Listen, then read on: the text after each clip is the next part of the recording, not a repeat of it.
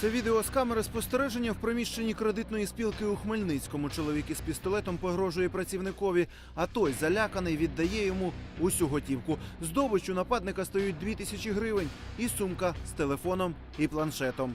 Він зайшов до приміщення кредитної спілки, дослав патрон в патронник, спрямував зброю на працівника кредитної спілки і змусив його зібрати в офісі всі кошти і передати йому. Поліція Хмельниччини кинулася розшукувати зухвалого розбійника, який навіть не приховував свого обличчя. Орієнтування передали і на Вінниччину. Аби встановити місцезнаходження злочинця, тамтешнім поліцейським знадобилося кілька днів. І от розшукуваний уже в кайданках і дає перші свідчення. З пістолетом зайшов. Куди? Швидкі гроші. Що забрала туди? 2000.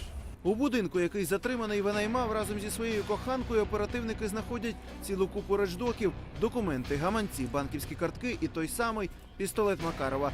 Виявилося, що це не просто зброя, а нагородний ствол. І тільки послухайте, звідки він у грабіжника. У нього була вилучена зброя, яка ним же була викрадена минулому році у одного з лікарів міста Вінниці. 48-річний вінничанин уже відбував покарання за крадіжки і звільнився лише минулого року. Про кримінальне минуле коханого знала і його жінка. Бачила вона і пістолет. Утім, ніби навіть і не цікавилася, чим же заробляє на хліб її милий.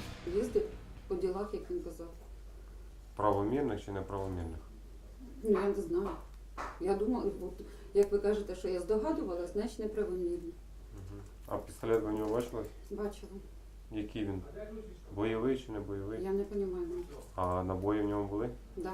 Чоловікові з пістолетом вже оголосили про підозру у скоєнні розбійного нападу, але це ще не вся його відповідальність. Йому буде інкримінуватися 4 види злочинів. Перший – це розбійний напад, другий – це викрадення зброї, третій – незаконне зберігання та поводження зі зброєю, і четвертий – це крадіжки, які вчиняв на території Хмельницької та Вінницької області. Тож перспектива у рецидивіста невтішна.